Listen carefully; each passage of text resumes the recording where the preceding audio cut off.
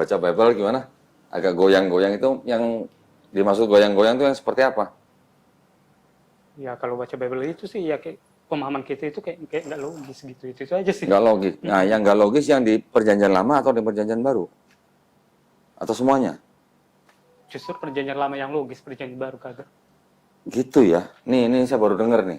Orang Kristen nih bilang nih, ya. Perjanjian Lama logis, Perjanjian Baru nggak logis. Nggak logis. Nah, boleh cerita nggak Mas, nggak logisnya gimana? Yang nggak logisnya gimana mau dibilang ya? Seperti tadi saya udah sama Mas Satagus. Kristianto. Ya, oh iya nih. Ah. Om Kristianto nih. Mas Kristianto tadi kita Iya. udah cerita. Iya, iya. Memang nggak logisnya di situ. Di Roh Kudusnya gitu loh. Oh, Roh Kudusnya. Ya, Ya, ya. sepertinya ya kalau yang seperti yang udah kita alami ya, kita kan kok Kristen Protestan gitu loh. Dalam Kristen Protestan kan ada itu namanya Roh Kudus turun gitu. Ya, ya, ya. Ya, tapi sama sekali Nggak nggak merasakan. pernah saya rasakan gitu. Iya, nggak merasakan. Jadi ya, Roh Kudusnya di mana gitu loh. Tadi gerejanya apa? Kan karismatik. Iya, karismatik. GPDI kan? GPDI. Kan ada bahasa roh kan harusnya kan? Ya justru itu dia. Nggak pernah merasakan. Nggak pernah merasakan Oh, sama sekali. berarti nggak pernah dijamah Roh Kudus gitu ya? Ya nggak tahu ntar Roh Kudus ada atau gimana ya, kita nggak tahu sih. Yang Iya, penting- iya, iya, yang penting iya. yang saya tahu ya Iya, iya. biasa aja kagak. Tapi sampai saat ini, Mas Apri percaya bahwa Yesus itu Tuhan? Kalau itu masih gelembung 50% memang. Oh, 50%. Turun apa naik? Ya tadi Tadinya 100% turun jadi 50%, apa tadinya nggak jadi 50% naik gitu? ibarat timbangan rata sih. Oh, rata. Mau bilang, Rata maksudnya artinya dari dulu sebenarnya Mas Apri nggak percaya sepenuhnya bahwa Yesus itu Tuhan maksudnya. Atau gimana? kalau percaya ada 50%, terus 50%-nya lagi dia ya seperti ngayal gitu loh. Gimana mau dibilang ya? Ya, ya, ya, ya. Ya kita juga nggak ada niat untuk menyudutkan gitu. Iya, kan. iya, iya. Nggak ada Nggak. niat untuk ini. Gini Mas Apri, gini ya. Kan di dalam memilih, memeluk dan menjalankan agama dan kepercayaan masing-masing, setiap orang, Mas Apri atau saya itu mempunyai hak yang dijamin oleh Undang-Undang Dasar 1945, pasal 28, pasal 29. Kita bebas, kita boleh memilih. Nah, dalam memilih itu kan kita boleh memikirkan ini masuk akal enggak, ini apa misalnya konyol enggak gitu. Kan boleh mikir begitu untuk diri kita pribadi gitu loh. Tapi kan bukan berarti kita menyerang keyakinan orang lain, kan gitu. Nah, kalau boleh saya tanya, Mas Apri, 50%-nya itu kenapa? Yang nggak percaya Yesus yang nggak percaya Yesus Tuhan sebesar 50% itu kenapa? Kalau dalam konsep ketuhanan sih, jangan dulu kita berbicara dengan konsep ketuhanan, kita berbicara dengan Alkitab dulu gitu. Iya, iya, iya. Kalau dalam Alkitab kan kita memang diajar mulai dari kecil nih. Saya kan udah belajar mengenai kasih gitu. Di dalam Alkitab ada yang bilang mengasihi musuh. Iya. Terus yang kedua, siapa yang mencaci maki kita, siapa yang mencela kita, bisa kita doakan supaya beroleh Ya, berubah. kebaikan gitu lah. Kebaikan. Ya, ya, ya. Tapi kan justru nggak logis. Kalau menurut saya sendiri nggak logis. Nah, gitu. saya pengen denger nih, nggak logisnya kenapa? Gitu. Jadi gini, contoh gini, Ya. langsung kita buat aja contohnya ya. Iya, iya, iya. Masnya sendiri sama saya. Iya. Ya nggak mungkin dong, Mas sudah mencaci saya, mencaci saya, ibaratnya Mas sudah yang buruk-buruk lah Iya, dilakukan iya, terhadap iya, saya. iya. Masih saja kita doakan Mas dengan hal yang bagus gitu loh. Oh, Kan gitu. nggak masuk akal toh. Oh, gitu. Justru kalau dalam Al-Quran pernah saya baca itu, konsep kisah itu yang bagus. Pernah baca Quran? Pernah. Wah, keren dong. Konsep kisah itu Sudah yang habis bagus. baca Quran, sudah habis belum? Belum sih. Oh, belum. Masih 0,0% Oh, aja. no. Persen, ya, ya. Karena di kisah yang pernah saya baca sih, Ya. nyawa itu diganti dengan nyawa, tangan diganti dengan nyawa. Kan Loh, ada itu. Di perjanjian lama kan juga gitu. Kalau perjanjian lama. Mata diganti mata, gigi diganti gigi, kan gitu. Itulah masapanya. Apa? Hmm. Saya ibaratnya berpikirnya itu, kok iya ya? Kenapa nggak logis aja Bible ini gitu loh? Ya, ya, ya, ya. Ya nggak logis loh. Gimana mau dibilang ya susah sih? Ini mohon maaf ya, mohon maaf. Mungkin saya potong ya. Kalau kita mendoakan orang yang mencaci maki kita, selama kita nggak disakiti secara fisik, secara kita nggak dipersekusi, mungkin masih bisa, Mas. Mungkin masih logis.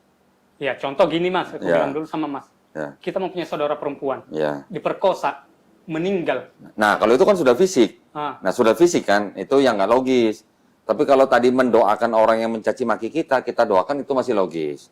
Tapi kalau bilang kasihilah musuhmu, musuh ya, yang artinya sudah melibatkan kontak fisik, merugikan kita, menyakiti kita, terus kita tetap harus mengasihi orang itu, bahkan kita suruh mendoakan, nah itu yang nggak logis. Ya di situnya Seperti kita tadi Mas Sapri mau bilang kalau ada kita punya saudara perempuan diperkosa misalnya, dibunuh gitu. Apakah kita mau mendoakan yang membunuh saudara perempuan kita? nggak mungkin. Nah, itu yang nggak logis. Nah, itu saya setuju, Mas. Ya itu, ya maksud Gitu saya ya? juga kayak gitu tadi Mas. Oh, oke, ya, ya. Jadi kan konsep dalam kasih itu seperti yang udah dibilang dalam Alkitab. Ya, Tapi kan pendeta suka ngomong gini, Mas Sapri. Artinya kasihilah musuhmu itu sebenarnya jangan membalas kejahatan dengan kejahatan, gitu maksudnya.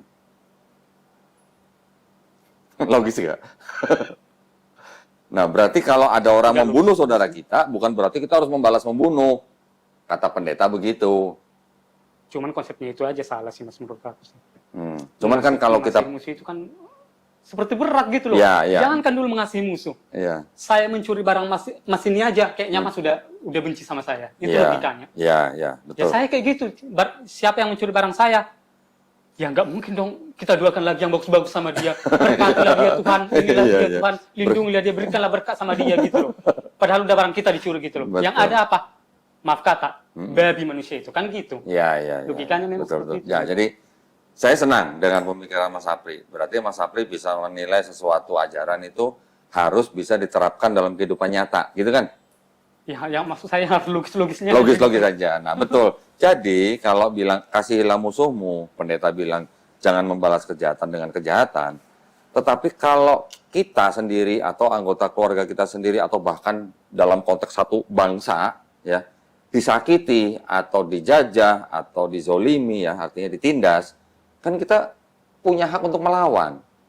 Artinya bukan kita membalas kejahatan dengan kejahatan itu, kalau kita melawan terus kita harus tidak boleh membalas kejahatan tuh bukan berarti terus kita diam aja. Masa kalau negara kita dijajah terus kita diam aja, ambil aja semua gitu kan enggak. Pasti gitu dong. Kalau anggota keluarga kita dibunuh atau dirampok, kan yang bisa kita lakukan kalau kita tidak bisa menangkap si pembunuh atau menangkap si perampok kan kita lapor polisi. Ada polisi yang menjadi penegak hukum gitu kan. Artinya kalau kita lapor berarti kan ada rasa nggak terima dalam hati kita kan. Nggak terima, kenapa nggak terima? Karena kita menuntut keadilan. Ya gitu ya. Jadi kalau misalnya anggota keluarga kita dibunuh, kita pasti lapor dong. Kita nggak lapor malah kita salah gitu, karena itu ada kejahatan gitu. Nah tapi kalau dengan prinsip kasihilah musuhmu, terus kita harus mengasihi pembunuh yang membunuh saudara kita, kan nggak mungkin gitu. Kalau ajaran itu Mas, ditetapkan di dalam pengadilan, mungkin nggak kira-kira? Di dalam pengadilan nih, kasihilah musuhmu gitu. Kosong penjara Mas, betul nggak? Betul kan? Iya masih pasti. Sekarang kalau negara kita dijajah, penjajah datang, kasihlah musuhmu. Gimana? Apa kita kasih semua barang-barang dari sumber daya alam kita gitu ke penjajah? Kan enggak kan? Pasti kita lawan, kita usir kan? Tujuannya kita usir apa? Supaya apa? Ya, supaya kita sejahtera lagi. Supaya ada perdamaian kan? Jangan orang menjajah bangsa lain kan begitu. Nah artinya berarti kan gini Mas. Ini mohon maaf ya, kita kan ngobrol nih ya, kita sharing nih.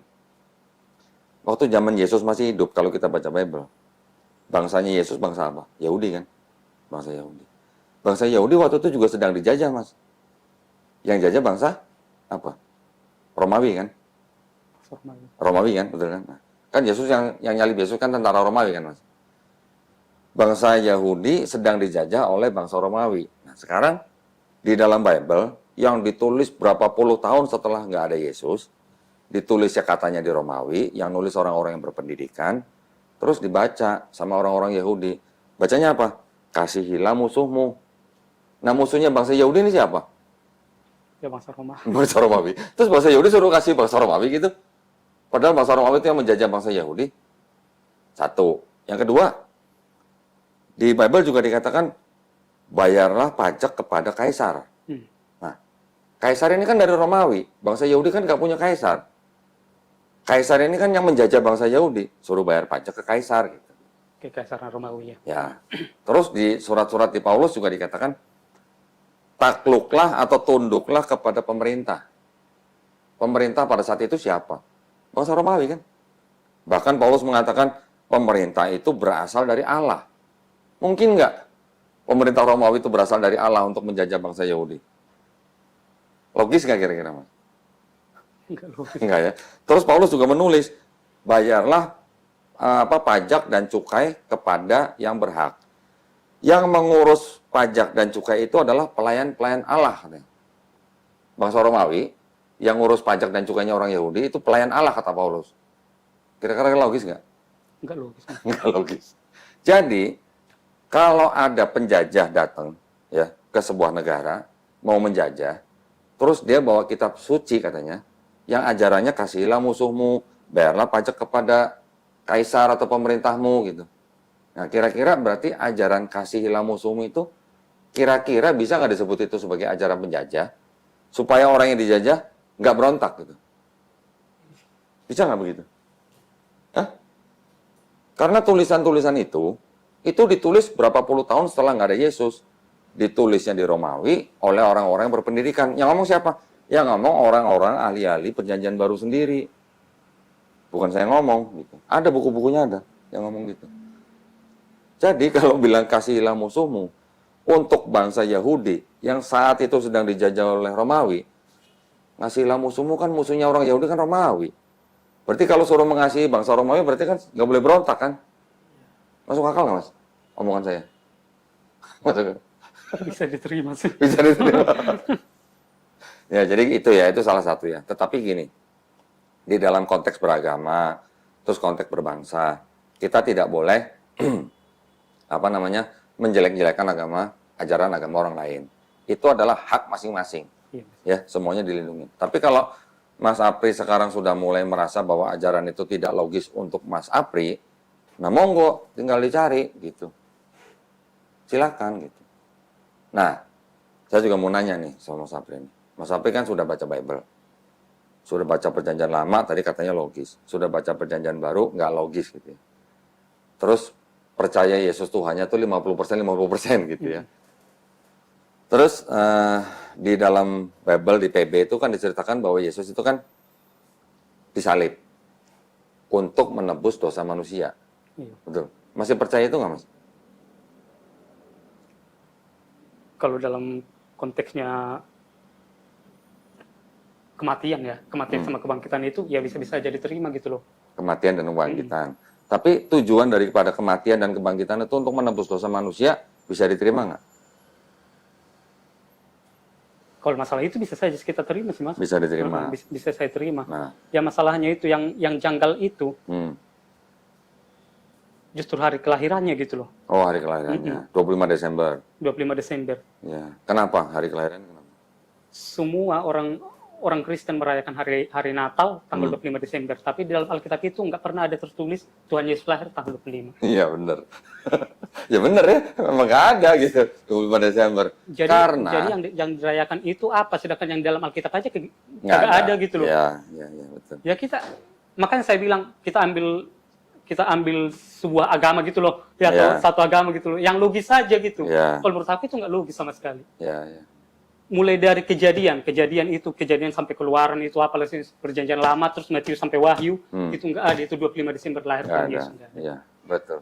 Udah saya baca toh nggak ada. Ini Mas tahu nih berarti. Berarti Mas tahu nih berarti nggak ada 25 Desember di Bible, ya kan? Ceritanya agak panjang, Mas. Kenapa kok 25 Desember dipakai sebagai hari kelahiran Yesus? Ceritanya mungkin agak panjang. Tapi singkatnya, tanggal 25 Desember itu adalah hari raya kelahiran Dewa Matahari di Romawi. Di Romawi ya, kira-kira di abad 3-4 lah. Itu akhirnya dipakai menjadi hari rayanya kelahiran Yesus karena pengaruh Kaisar Romawi. Pada waktu awal-awal Kristen menjadi agama resmi Romawi. Jadi, yang tadinya orang-orang Romawi itu menyembah Dewa Mitra sebagai Dewa Matahari, yang dirayakan hari lahirnya tanggal 25 Desember, itu diganti, Mas, dengan tanggal lahirnya Yesus.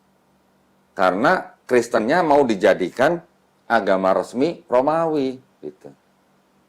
Makanya, orang-orang Romawi yang tadinya kalau 25 Desember itu berpesta pora, merayakan hari lahirnya Dewa Mitra, diganti dengan Yesus.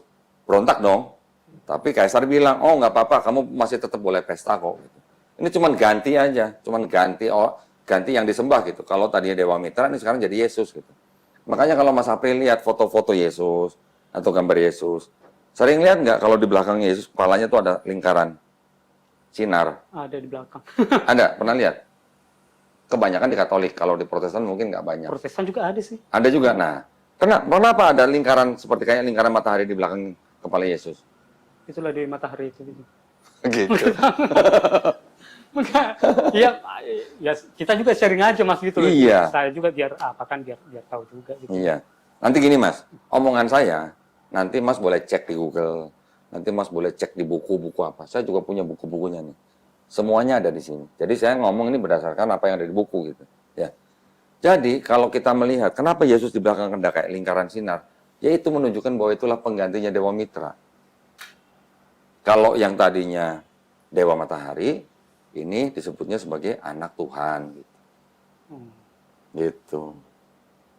Nah, orang-orang Romawi, orang Yunani, itu kan memang mereka sudah terbiasa dengan menyembah dewa-dewa. Ya kan Mas ya? Di dalam Yunani juga ada tuh yang namanya dewa paling tinggi, namanya siapa? Dewa Zeus namanya. Dewa Zeus menghamili perempuan muda bernama Danai dalam bentuk hujan emas. Akhirnya perempuan ini punya anak namanya Perseus gitu. Jadi Perseus ini 50% manusia, 50% dewa gitu. Yesus di abad keempat, di abad kelima, ya di Konsili Kalsedon tahun 451 Masehi, ditetapkan Yesus punya sifat 100% manusia, 100% Tuhan. Jadi bedanya Yesus sama Perseus apa? Hampir sama kan? Kenapa? Kok bisa mirip-mirip gitu? Ada Perseus, ada Yesus. Belum lagi nanti ada Hercules gitu. Nah, sedangkan agama Kristen ini pada abad itu, abad keempat, itu sedang mau dijadikan agama resminya bangsa Romawi. Jadi, Kaisar Konstantin waktu itu ingin menjadikan atau ingin mengkristenkan orang-orang pagan yang ada di Romawi. Tetapi yang terjadi adalah apa? Konsepnya akhirnya bercampur gitu. Konsep pagan dengan konsep Kristen gitu. Jadi makanya di dalam Kristen sekarang banyak sekali ritual-ritual atau bahkan ibadah mereka itu banyak sekali dipengaruhi oleh budaya pagan. Contoh misalnya Mas, setiap bulan dulu perjamuan kudus kan dikasih apa? Daging, roti tapi daging. Roti dan anggur, ya kan? Lambang daripada darah dan tubuh Kristus. Yesus. Dibilangnya apa? Ingatlah akan aku, gitu kan? Barang siapa makan tubuh dan minum darahku, dia akan beroleh hidup yang kekal. Kan gitu kan? Yohanes 6 ayat 51 sampai 54. Di Mesir udah ada tuh Mas, ribuan tahun sebelumnya. Dewa Osiris. Tubuh dan darah Dewa Osiris dilambangkan dengan roti dan anggur.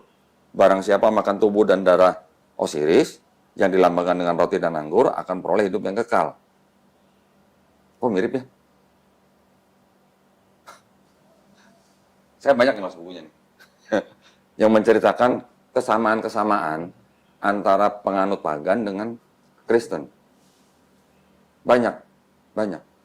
Itu di daerah-daerah situ Mas. Di daerah Sumeria, Babilonia, Sumeria, Babilonia atau Mesopotamia, Persia, India, Mesir, Eropa, bahkan Eropa Utara.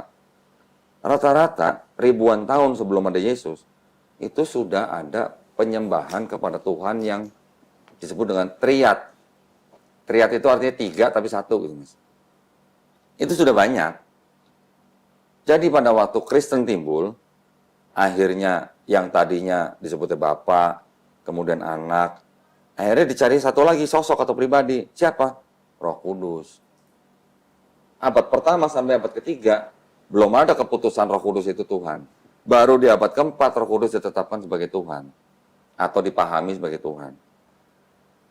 3 juga, 3 tapi 1. 1 tapi 3 gitu. Apa bedanya dengan triad-triad yang di daerah situ?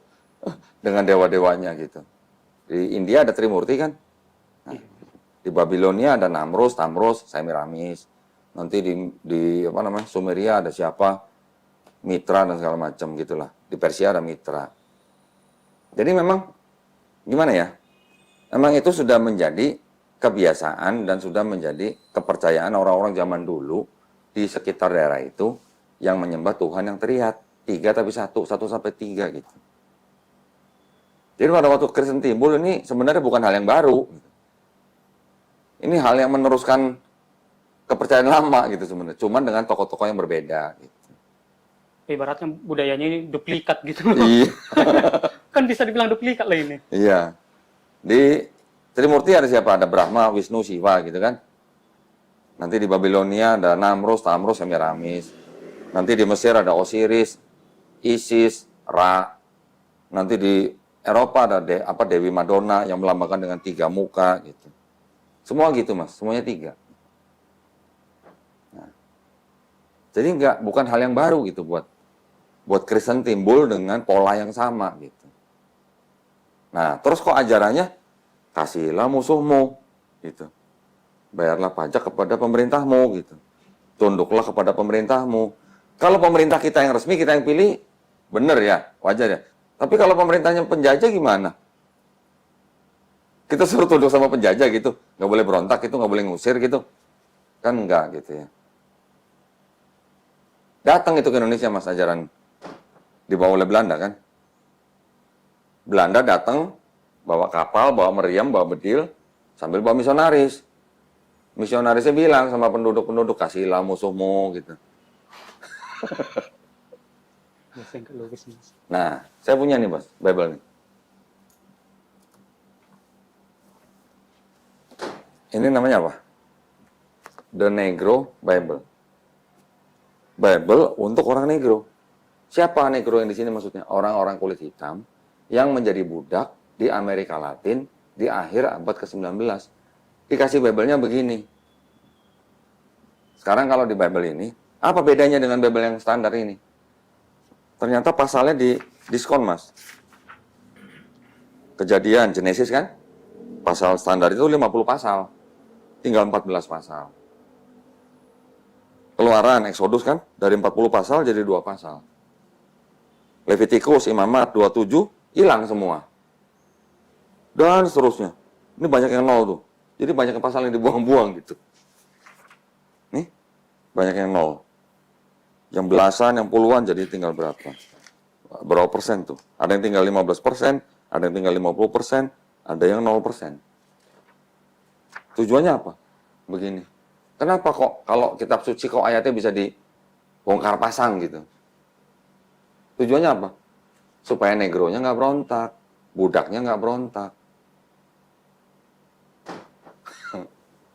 Pernah lihat ini mas? Nggak pernah lihat.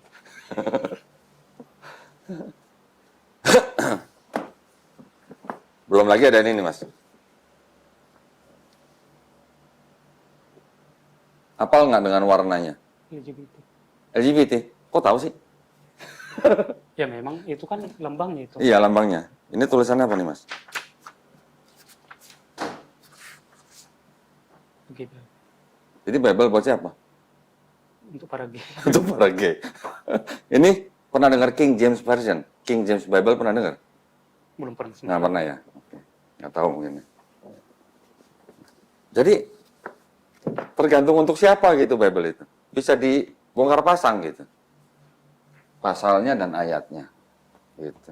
Nah, alhamdulillah Mas Apri datang ke sini nih. Saya yakin itu bukan kebetulan Mas. Kalau Mas Apri semalam menghubungi saya lewat WA, terus ada janjian dijemput sama Ustadz Agus, bisa datang ke sini ketemu saya, itu bukan kebetulan. Pasti ada yang ngatur. Ya. Tidak ada pertemuan 2 orang itu yang kebetulan. Pasti ada yang ngatur. Kalau tidak diizinkan Allah Subhanahu wa taala, kita tidak akan ketemu walau kita berusaha gitu. Tapi kita sudah diizinkan bertemu begini. Ini sebuah tanda yang insya Allah membawa kebaikan buat kita berdua gitu, buat semuanya gitu, Mas. Saya kalau mau bicara panjang lebar tentang Bible ini banyak sekali nih yang bisa saya tunjukin. Lagian saya masih awam juga, Mas. Tapi maksud saya gini, Mas Apri kan saya yakin dengan kegalauan tadi yang percaya Yesus sebagai Tuhan cuma 50%. Terus ajarannya nggak logis. Itu buat saya sebenarnya sudah cukup. Udah cukup sebenarnya buat saya. Artinya sudah cukupnya itu begini. Saya tidak perlu lagi menunjukkan ke Mas Apri ada ayat-ayat yang tidak asli dalam Bible kan? Tahu nggak di dalam Bible ada ayat tidak asli? Belum pernah. Belum pernah dengar? Atau mau baca sekali-sekali ya? Sekali aja biar tahu gitu ya. Jadi biar jangan disangka saya nanti mengada-ngada gitu. Nah, ini pegang Mas. Pegang aja. Ini kitab suci apa? Katolik. Katolik. Nih, buka di sini. Ini apa? Tidak untuk diperdagangkan. Terus ini dari mana nih? 2009 kan ya? Ini untuk dipersembahkan oleh siapa? Kepada umat Katolik. Oleh? Direktur Jenderal Bimbingan Masyarakat Katolik Departemen Agama Republik Indonesia. Resmi nggak? Resmi dong. Departemen. Cuma tidak untuk diperdagangkan kan? Nah, saya kasih lihat ada ayat begini Mas. Pegang. Nah, Mas baca nih di sini nih 1 Yohanes pasal 5 ayat 7. Ini 7 nih. Nah, ini 7. Sampai ayat 8. Coba tolong dibaca Mas. 1 Yohanes pasal 5 ayat 7. 7. Nah, ini kan 7 nih. Nah, dari ayat 7 dibaca sampai ayat 8. Sebab ada 3 yang memberi kesaksian di dalam surga, Bapa, Firman, dan Roh Kudus, dan ketiganya adalah satu. Dan ada 3 yang memberi kesaksian di bumi, roh dan air dan darah, dan ketiganya adalah satu. Pernah baca kan pasti? Di Bible-nya Mas Abe pernah baca dong? Pernah sih, pernah. Pernah kan? Kan ada Bapa, ada Firman, ada Roh Kudus, dan ketiganya adalah satu, ya kan? Itu kan dianggapnya sebagai bukti bahwa di dalam Bible itu ada ajaran Trinitas gitu kan? Iya, konsepnya Trinitas ada. Ada Bapa, Firman, dan Roh Kudus gitu. Dan ketiganya satu. Itulah satu-satunya bukti di dalam Bible bahwa ada ajaran Trinitas kan gitu. Nah, ini ada catatannya nih Mas di bawah nih. Ayat 7 sampai 8 coba dibaca sampai sini. Di dalam surga, di bumi. Nah, Bagian dibaca. ayat ini tidak terdapat dalam naskah-naskah Yunani yang paling tua, dan tidak pula dalam terjemahan-terjemahan kuno, bahkan tidak dalam naskah-naskah paling baik dari Vulgata. Bagian ini kiranya aslinya sebuah catatan di pinggir halaman salah satu naskah terjemahan Latin yang kemudian disisipkan ke dalam naskah-naskah oleh penyalin, dan akhirnya bahkan disisipkan ke dalam beberapa naskah Yunani. Karenanya bagian ini pasti tidak asli. Nah, kok bisa ayat tidak asli? Pernah lihat nggak Bible ada catatan kakinya seperti ini? Bible catatan kaki sih nggak pernah sih Mas. Nggak pernah. Mungkin karena beda ya, ini Beda, ini jauh lebih tebal. untuk Katolik atau memang ada ayat Iya. kakinya, tapi dia ayat kaki itu cuma Yohanes ini, ayat ini. Oh ya, ini, itu referen. dia. Itu namanya ayat silang namanya Mas. Nah, tapi kalau ini ada catatan kakinya, ada catatannya. Ayat ini asalnya apa, dari apa, jadi apa gitu. Dan ini baru salah satu Mas. Masih ada lagi yang lain. Jadi Bible ini mengakui bahwa ada ayat yang tidak asli. Tidak asli itu artinya apa? Tadinya sebuah catatan, kemudian dijadikan menjadi ayat, disisipkan gitu kan. Kalau tidak asli artinya apa? Ada yang tertambah, ada yang dikurang-kurangi, itu tidak asli. Nah, kalau tidak asli kata lainnya apa? Apa? Kata lainnya apa kalau tidak asli? Ya tidak resmi gitu. Tidak resmi ya. Nah gitu. Dan ini baru salah satu Mas. Masih banyak yang begitu di sini. Ini dari sumber mereka loh ya, bukan dari Quran loh, bukan dari asumsi saya loh. Kira-kira kalau menurut Mas Apri, kalau sebuah kitab yang disebut kitab suci, ada ayat yang tidak asli, atau sisipan, atau tambahan gitu. Menurut Mas Apri itu bisa nggak disebut sebagai kitab suci? Nggak bisa, Mas. Nggak bisa. Karena memang dalam Alkitab juga pernah ya saya baca juga. Bagi siapa yang menambah-nambahi, itu di kitab Wahyu ya, bagi siapa yang menambah-nambahi atau mengurang-urangi, ya diterima akibatnya gitu. Nah, iya. Gimana dong? Tapi gini ya, pandangan saya ya terhadap Bible ya. Di dalam Bible masih ada firman-firman Tuhan ya. Sisa-sisanya masih ada, Mas. Ya, di Perjanjian Lama terutama kan. Di Perjanjian Lama kan Nabi Musa mengatakan apa? Shema Israel. Ya. Dengarlah hai bangsa Israel. Tuhan Allah kita, Tuhan itu Esa, betul kan? Pernah dengar kan? Pernah. Ulangan 6 ayat 4. Adonai Elohenu, Adonai Ehad, gitu kan. Terus kemudian di perjanjian baru, Yesus juga ditanya sama orang-orang Yahudi kan, imam-imam Yahudi. Apa hukum yang terutama, gitu kan. Yesus jawabnya apa? Sama dengan kalimatnya Nabi Musa. Sama kan? Dengarlah hai Israel, Tuhan Allah, Tuhan itu Esa, gitu. Sama, dalam bahasa Ibrani sama.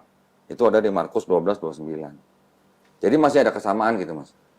Tetapi di luar daripada itu, juga banyak ajaran-ajaran yang kok tadi Mas Apri bilang gak logis gitu. Ya kan? Nah, karena apa? Karena yang menulis itu nggak tahu siapa gitu, Mas. Terutama yang Matius, Markus, Lukas, Yohanes ya. Kalau yang Paulus ada berapa surat kan, kira-kira 14 surat. Ternyata separuhnya juga bukan Paulus sendiri yang nulis. Ini saya ada nih buku-bukunya nih, yang bilang begitu.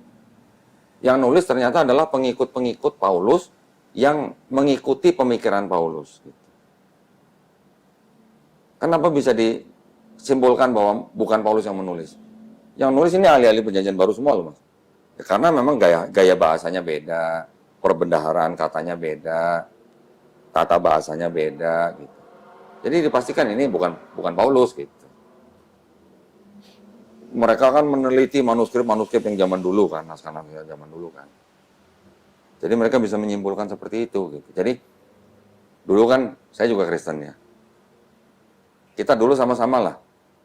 Kita hanya mendengar dari pendeta gitu kan. Tapi kita sendiri tidak pernah mendalami sampai ke situ gitu. Jadi kita artinya hanya imani saja gitu. Betul? Iya, Mas ya. Betul kan? Nah, kira-kira nih saya mau nanya nih sama Mas Apri nih. Mas Apri anggap aja nih sampai sekarang kan tadi kan saya tanya masih percaya bahwa Yesus mati di atas kayu salib dan bangkit dari ketiga itu untuk menebus dosa Mas Apri kan? Betul kan? Kira-kira Mas, kalau Mas Apri dikasih kesempatan bisa ngelihat Yesus mau disalib nih.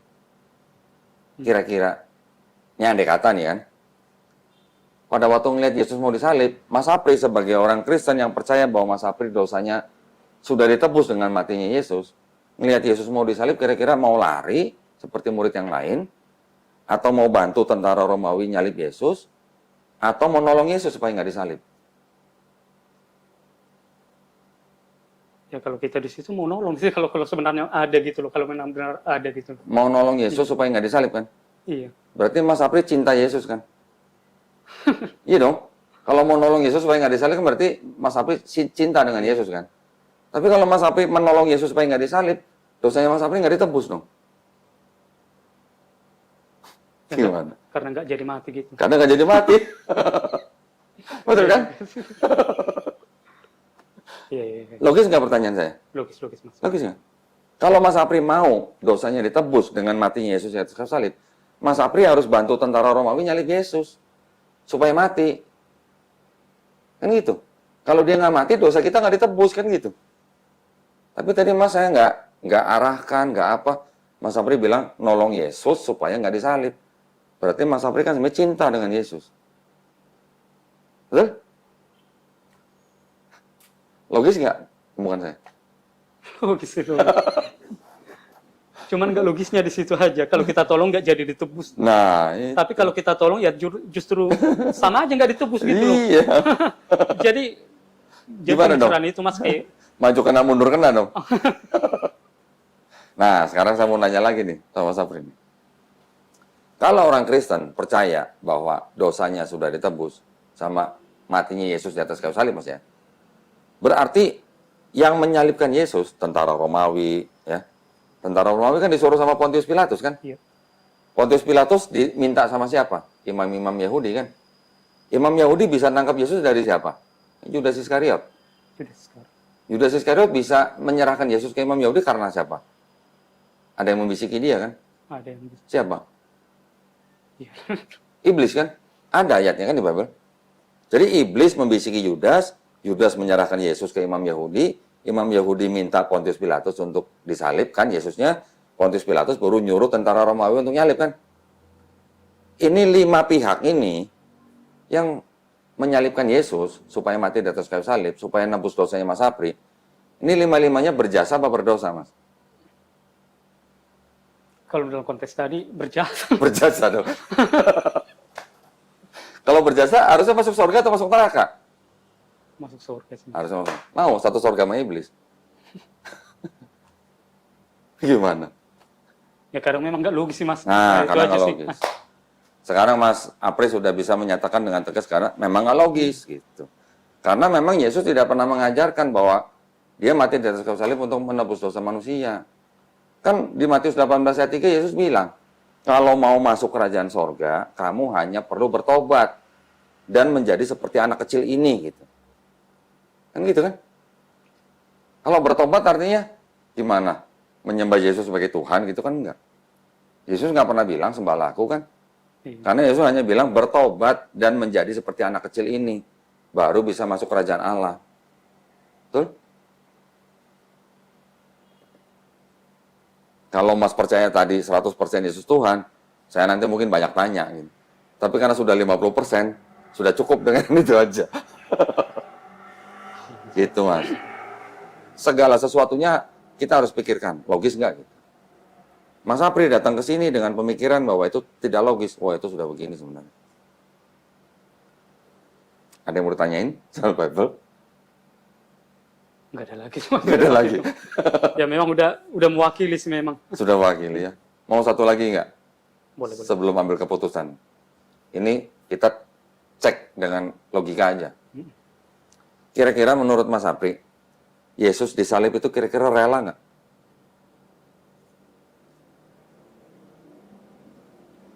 Pertama, dia pernah nyuruh murid-murid jual jubah, beli pedang. Betul kan?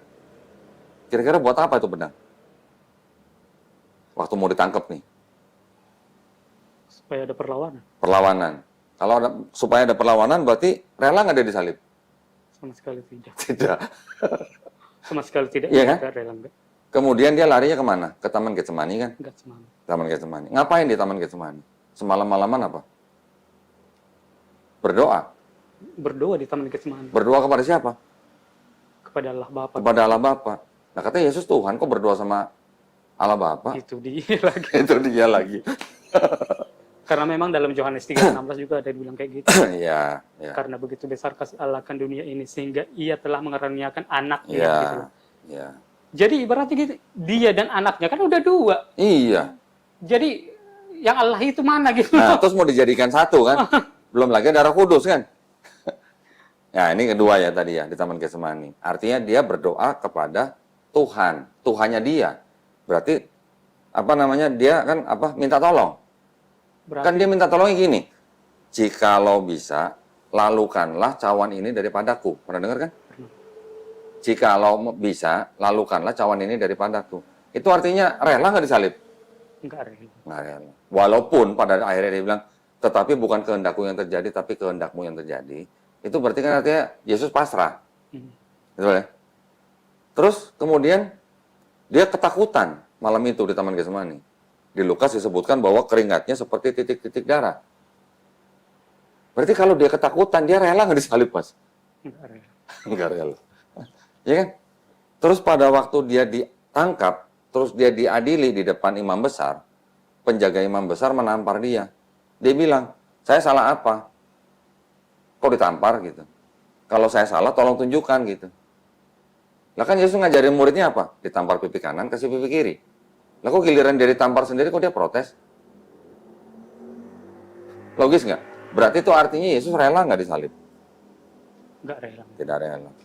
Terus pada waktu dia di atas kayu salib, dia kan teriak, Eli, Eli, lama Sebatang. sabahtani. Artinya Allahku, Allahku, mengapa kau meninggalkan aku? Rela nggak kira-kira kalau teriak begitu? Ya memang enggak rela. Nggak rela.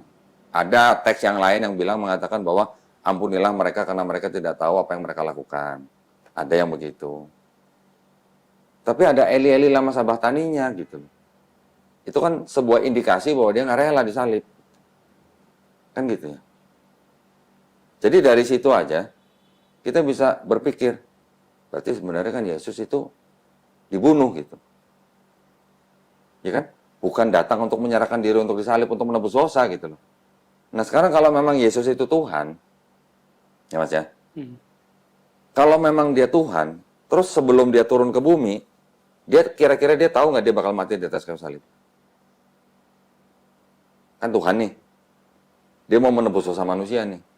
Kira-kira dia tahu nggak dia bakal mati di atas kayu salib? Kalau dalam Alkitab dibilang dia tahu sih. Di Alkitab nggak disebut, tapi ini kita dengan logika aja. Kalau memang dia Tuhan, dia mau turun ke bumi, menebus dosa manusia dengan cara mati di atas kayu salib, dia udah tahu belum harusnya? Kan Tuhan.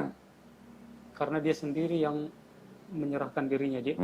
Kan Harusnya tahu dong. ya tahu. Harusnya tahu kan. Tetapi, bisa nggak saya bilang bahwa misinya dia datang ke bumi itu untuk bunuh diri? Enggak sih. Walaupun bangkit di hari ketiga, kalau dia tahu dia bakal mati, bisa nggak tindakan itu saya sebut bunuh diri? Karena tindakan dia kan menghilangkan nyawa sendiri. Tindakannya memang bunuh diri di situ. Tindakannya bunuh diri, walaupun motivasinya beda. Motivasinya bukan stres atau apa, tapi untuk mengorbankan diri ya. Tapi tindakannya itu kan bisa disebut sebagai tindakan bunuh diri. Kan gitu. Selagi pula kalau Yesus itu memang benar-benar Tuhan, masa Tuhan nggak tahu hari kiamat? Ya kan? Kan dia ditanya, kapan hari itu gitu kan? Kan dia bilang, yang tahu hanya Bapa. Anak tidak tahu, malaikat pun tidak tahu. Kalau Tuhan masa nggak mengetahui gitu? Maksud saya gitu. Dan kalau memang dia, memang benar-benar dia berniat datang untuk menebus dosa manusia, kan dia tinggal menyerahkan diri ke imam Yahudi. Kenapa harus ngumpet-ngumpet di Taman Getsemani kan? Iya. Logis nggak omongan saya? Iya, Mas masuk. Mas mau nolong saudaranya nih, ya udah tinggal datang serahin diri mau nolong gitu.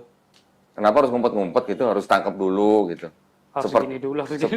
seperti drama gitu Mas. Iya, Mas. Iya. Gitu loh maksud saya. Kalau kita teliti lagi, sebenarnya ajaran bahwa Yesus mati di atas kayu salib untuk menebus dosa manusia itu kan adanya setelah Yesus nggak ada. Yang mengajarkan orang-orang yang setelah nggak ada Yesus gitu. Itu Paulus gitu. Bahkan Paulus bilang buat orang-orang yang tidak hidup di bawah hukum Taurat. Orang-orang goyim yang non Yahudi maksudnya. Kalau kalian sunat, kematian Yesus di atas kayu salib itu nggak ada gunanya buat kamu gitu. Sampai begitu ngomong. Gimana? Padahal Yesus sunat. Yesus mati dikafanin. Yesus doanya sujud. Yang sekarang terjadi apa? Mas di gereja doanya sujud nggak? Nggak? Atau sujud? Sujud sih, Mas. Hah? Sujud juga sih. Sujud? Emang di GBDI ada sujud gitu?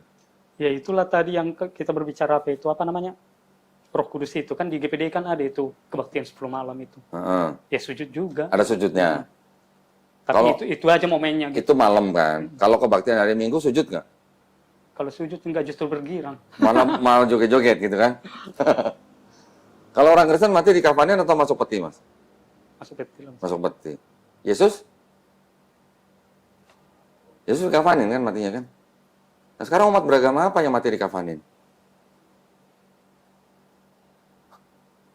Yang penting bukan Kristen. Sekarang menurut Mas Apri, umat beragama apa yang sekarang Mas Apri tahu yang kalau mati di kafanin? Orang Islam. Orang Islam. Orang Islam juga kalau doa, sholat, sujud kan? Yesus kira-kira pernah makan babi nggak mas? Kalau di Bible? Kapan? Nggak pernah. Umat beragama apa yang nggak makan babi? Muslim. Muslim. Ya kan? Jadi, yang ngikutin Yesus siapa kalau gitu? Kristen atau Muslim? Yesus puasa, mas. Yang puasa siapa sekarang? Muslim atau Kristen? Puasa full 1 bulan maksudnya ya? Muslim. Muslim. Gimana dong? Kenapa kalau memang Kristen mengaku sebagai pengikut Yesus, kenapa nggak ngikutin gitu loh? Kenapa berubah semua gitu? Mati, masuk peti, doanya cingkrak-cingkrak, nggak ngikutin hari Sabat gitu, malah hari Minggu gitu. ya kan? Terus babi dimakan gitu kan. Saya juga dulu makan babi. Ya. Kenapa nggak mengikuti gitu loh Yesusnya? Kenapa yang mengikuti malah Islam gitu loh Mas? Berarti ada kemungkinan nggak bahwa sebenarnya Yesus itu sebenarnya Muslim? Kita yang ngikutin dia gitu. Buktinya masih ada, masih kita praktekkan sampai sekarang. Kita sholatnya sujud, kita nggak boleh makan babi, kita mati dikafanin, kita berpuasa, gitu kan? Ada semua kan di Bible kan? Jadi ada kemungkinan nggak tuh Yesus sebenarnya Muslim? Iya juga sih.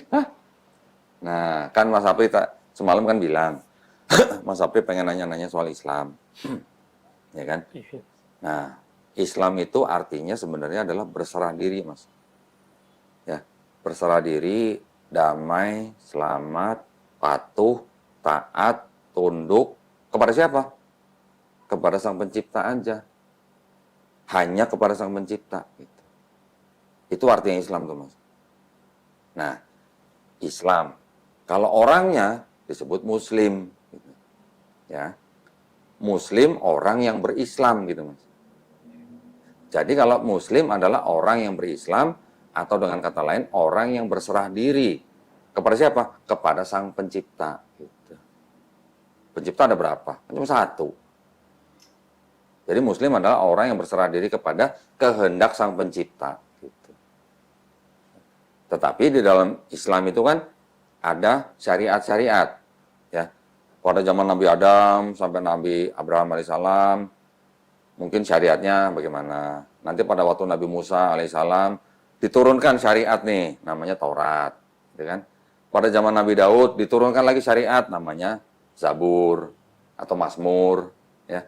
Pada zaman Nabi Isa atau Yesus diturunkan syariat lagi, namanya Injil. Nah, itu semuanya adalah syariat-syariat pada zaman itu untuk bangsa Israel. Hanya untuk bangsa Israel kan? Apakah untuk seluruh dunia? Enggak.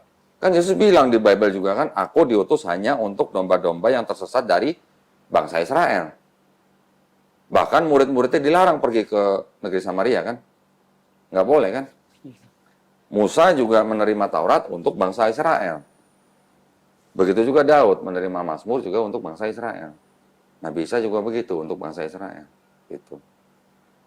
Jadi itu namanya syariat. Nah, syariat-syariat semua yang tiga itu kan untuk bangsa Israel, untuk bangsa tertentu gitu. Ya kan? Barulah diturunkan syariat yang terakhir, yaitu Quran, Mas. Di dalam Quran ini, kalau mau dicari intisari daripada Taurat, Zabur, Injil, semuanya ada dalam Quran. Intisarinya ya. Misalnya contoh apa? 10 perintah Allah. Ada. Kalau kita mau cari dalam Quran ada 10 perintah Allahnya. Di dalam Injil ada, di dalam Zabur ada. Intisari, tapi ya nggak semua ya. Jadi Quran ini bukan Taurat, Zabur, Injil jadiin satu ditambah menjadi Quran, bukan. Tapi intisari ada di dalam Quran ditambah dengan syariat yang baru gitu, Mas. Tapi kalau kita perhatiin, Mas, ya. Nabi Musa pada waktu mau masuk kemah perjanjian, dia membasuh kakinya, membasuh tangannya. Membasuh artinya apa? Cuci kan? Kalau orang Islam sebutnya apa? Wudu. Orang Islam yang berwudu mau ke masjid atau mau ke sholat? Syariat, ini juga syariat. Ada kesamaan gitu, Mas. Ya. Nabi Daud sujud. Nabi Isa sujud. Puasa, ada zakat, perpuluhan bayar kan? Berapa persen? Tapi perpuluhan ada sih. Ada kan? Nah, ya maksud saya, kalau perpuluhan itu kita sebut dengan kurang lebih seperti zakat. Mirip lah, tapi walaupun tidak sama persis, tapi mirip zakat gitu lah ya. Jadi dari bangsa Israel sudah ada perpuluhan, sudah ada wudhu, sudah ada sholat sebenarnya. Mirip-mirip. Di Quran ada semua, Mas. Di Islam ada semua. Ada sholat, ada puasa, ada zakat. Bahkan haji di dalam tradisi bangsa Israel, itu juga sebenarnya ada yang namanya hajj. Ada kata-kata dalam bahasa Ibrani itu hajj. Itu artinya ziarah. Itu ada juga sebenarnya. Cuman itu bukti-bukti sejarahnya kita harus Bukan. Tapi kalau diperhatikan, ada. Mas Apri pernah dengar mertuanya Musa siapa? Lupa kali ya. Namanya Yitro. Ya. Musa setelah dia membunuh seorang Mesir, dia lari ke Midian kan. Midian itu adanya di mana? Di Arab bagian utara, Mas. Terus akhirnya dia menikahi seorang anak imam besar, yaitu yang bernama Yitro, dinikahi oleh Nabi Musa, tetapi dia harus bekerja untuk mertuanya selama 8 tahun. Itu di Bible ada. Imam besar ini di Arab, Mas. Kira-kira, kan Mekah di Arab kan. Kira-kira imam ini pergi haji nggak? Dia imam loh. Dia juga mengikuti ajaran Nabi Abraham. Berarti di Mekah, kalau dia di Arab Utara, dia pasti berhaji nggak? Berhaji. Kalau dia punya menantu, kira-kira di bawah nggak berhaji? Logika aja, logika gitu. Selama 8 tahun, Musa kerja dengan seorang imam di Arab, yang juga keturunan Nabi Abraham, dari istri-istri yang lain, pasti berhaji. Gitu.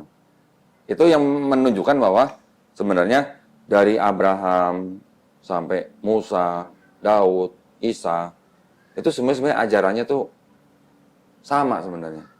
Waktunya sama tuh, artinya sama tuh bukan sama persis detail semuanya enggak, tetapi ada kesamaan gitu loh. Ya, ada wudhu, ada sholat, ada zakat, ada puasa, semuanya ada. Nah, itulah yang disempurnakan dalam Islam, Mas. Nah, satu lagi yang sama apa? Pesannya. Dari Nabi Adam, ya, Nabi Nuh, Nabi Abraham, Nabi Musa, Nabi Daud, Nabi Sulaiman, Nabi Isa, dan semua nabi-nabi. Semua pesannya sama nggak kira-kira? Pesannya apa mereka? Hanya ada satu pencipta kan? Hanya ada satu Tuhan. Kan gitu. Kan tadi kan Nabi Musa memberikan pesan apa? Shema Israel, Adonai Elohenu, Adonai Ehad. Di Islam pesannya apa? Qul huwallahu ahad. Adonai Elohenu, Adonai Ehad. Qul huwallahu ahad. Kok mirip ya? Ehad sama ahad ya? Ehad, ahad, sama. Esa gitu. Jadi ada kesamaan pesan gitu, Mas. Pesan itu juga sama di dalam Islam. Di dalam Islam juga mengatakan apa? La ilaha illallah. Tidak ada Tuhan selain Allah. Jadi kalau kita mau perhatikan, dari Nabi Muhammad SAW, Nabi Isa mundur sampai ke Nabi Adam semua, pesannya sama semua. Hanya syariatnya yang berbeda-beda gitu, Mas. Kalau syariat berbeda-beda itu artinya mungkin dulu zakat atau perpuluhan berapa persen, sekarang disempurnakan jadi berapa persen. Dulu mungkin sholat berapa rakaat, sekarang disempurnakan dengan berapa rakaat, tergantung waktunya.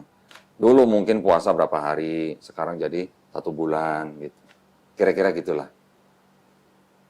Ya. Paham ya? Paham. Di dalam Bible sebutin banyak banget kemiripan-kemiripan yang sekarang dilakukan oleh umat Islam, Mas. Jadi kalau kita nyebut mereka semuanya adalah Muslim, boleh nggak? Muslim dalam arti mereka berserah diri kepada satu Tuhan. Bukan berarti mereka sudah mengikuti syariat Nabi Muhammad, bukan.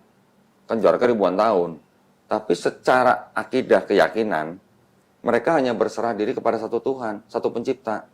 Itu dalam bahasa Arabnya Muslim disebutnya, gitu Mas. Jadi Islam ini bukan agama yang baru sebenarnya, secara akidah. Secara syariat baru, adanya di abad ke-7, secara syariat. Tetapi secara akidah ini sebenarnya mengikuti akidah-akidah nabi-nabi sebelumnya. Mengikuti pesan-pesan nabi-nabi sebelumnya. Keyakinannya gitu ya, bahwa kita hanya berserah diri kepada satu pencipta gitu. Dalam bahasa Arabnya Muslim. Gitu. Kata kerjanya Islam, orangnya disebut Muslim, cuman syariatnya beda gitu. Belum ngikut syariat Nabi Muhammad SAW dengan Quran dan Sunnahnya. Kira-kira ada yang mau tanyain nggak dalam Islam? Enggak ada, Mas, udah pas. Jelas? Jelas Mas. Alhamdulillah ya. Nggak butuh berapa jam kalau gitu dong. Jadi Mas Apri percaya bahwa pencipta itu cuma satu. Dari Esa. dulu percaya memang. Dari dulu percaya. Alhamdulillah. Nah, Memang cuma satu pencipta sih. oke. Sekarang Mas Apri percaya bahwa Yesus itu hanya nabi, bukan Tuhan.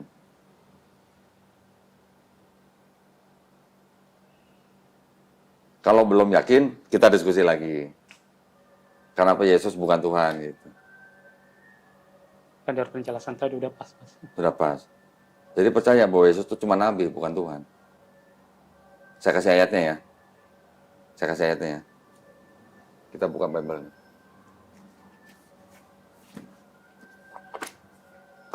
Tanpa dogma nih ya, tanpa dogma.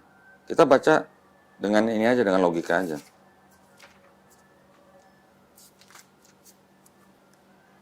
Ayat 3, Mas. Yohanes 17 ayat 3.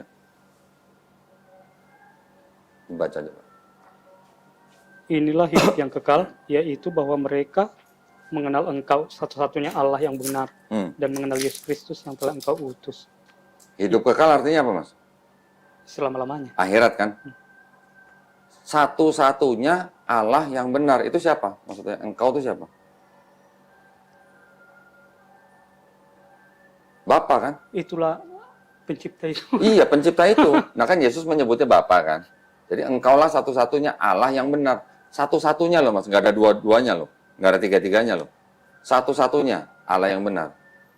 Terus Yesus yang kau utus. Kalau utusan itu namanya apa? Nabi. Nabi. Buka lagi. Ada lagi, Mas. Kalau dogma gereja lain lagi. Satu-satunya Tuhan yang benar tuh Bapa, Anak, dan Roh Kudus gitu. Jadi ada 3 gitu. Tapi kalau kita baca dengan secara plain apa adanya, satu-satunya Allah yang benar itu engkau tuh Bapa. Berarti itu kan Allah. Yesus yang kau utus. Utusan itu apa? Nabi.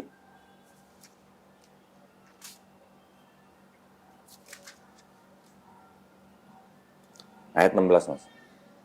Yohanes 13 ayat 16. Sesungguhnya aku berkata kepadamu, seorang hamba tidaklah lebih tinggi daripada tuannya, ataupun seorang utusan daripada orang yang mengutusnya. Nah, artinya apa? Perlu tafsir?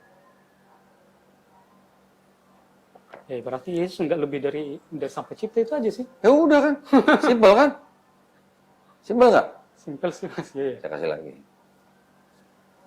Kira-kira kalau Yesus Tuhan, kalau Tuhan, kira-kira punya Tuhan nggak?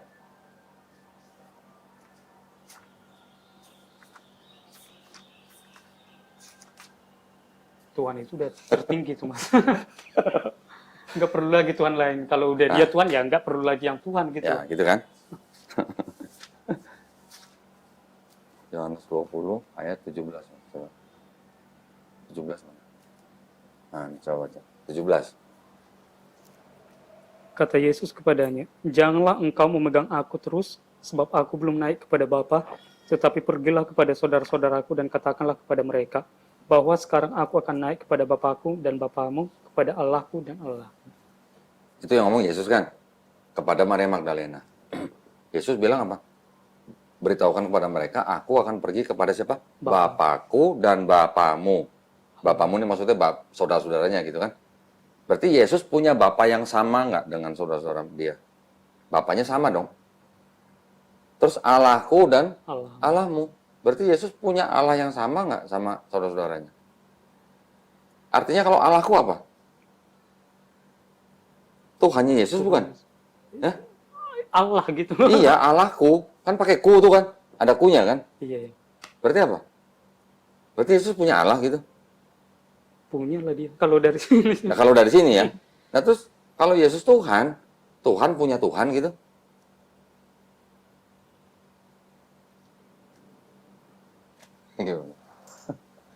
Oke, mungkin istilah Allah itu kurang tepat sebenarnya. Banyak yang protes. Yang tepat itu sebenarnya Tuhanku dan Tuhanmu. Itu yang tepat ya. Saya punya mobil. Saya punya mobil. Kalau saya nyebut itu mobilku gitu. Berarti itu mobil itu punya siapa? Punya saya kan? Nah, kalau Yesus bilang Tuhanku. Berarti Yesus punya Tuhan dong. Iya. Menyatakan punyaan gitu. Nah, Bapakku dan Bapamu, Tuhanku dan Tuhanmu. Berarti Tuhan Yesus dan Tuhan saudara Yesus sama. Bukan begitu? Iya masih. Kira-kira Tuhan punya Tuhan nggak? Kalau Tuhan nggak punya Tuhan. Nah, kalau Tuhan nggak punya Tuhan, berarti udah jelas kan? Berarti udah jelas bahwa Yesus bukan Tuhan. Kan gitu? Pastinya. Iya masih. Yakin? Iya masih. Kalau ada yang belum yakin, coba kita diskusi lagi. Apa yang belum yakin kira-kira? Sebenarnya udah sih Mas, udah Udah yakin? yakin sih. Nah udah berarti Mas Apri kan sudah yakin bahwa Allah itu adalah Esa. Ya kan? Sudah yakin. Sudah yakin bahwa Yesus itu bukan Tuhan, dia hanya seorang nabi gitu. Karena dia disebut utusan gitu. Sudah yakin. Nah, sekarang Mas Apri yakin nggak bahwa Nabi Muhammad SAW itu adalah seorang nabi? Utusan Allah gitu. Belum. Apa Mas? Nabi Muhammad.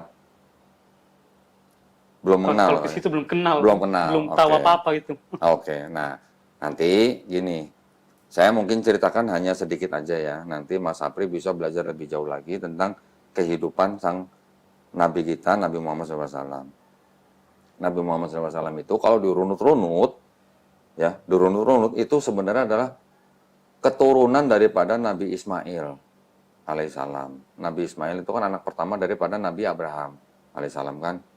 Nabi Abraham kan punya anak Nabi Ismail dan Nabi Ishak, ya kan? Nabi Ismail ini kan dia diusir sama Abraham nih, katanya nih, dengan ibunya kan bernama Hagar kan, atau Hajar dalam Islam. Setelah itu kan mereka mengembara dan akhirnya tinggal di Beersheba sampai kemudian setelah besar baru tinggal di Paran, gitu. Pegunungan Paran gitu. Kalau kita cek di sejarah, di geografi dan segala macam, yang sudah berubah gitu, ya penyebutannya, pegunungan Paran itu sebenarnya di Arab Mas. Gitu. Nah bertemu dengan orang-orang asli suku Arab, berasimilasi, akhirnya keturunannya sampai kepada Nabi Muhammad SAW. Nabi Muhammad SAW ini disebutkan bahwa dia adalah seorang yang ummi. Ummi artinya tidak bisa baca tulis Mas.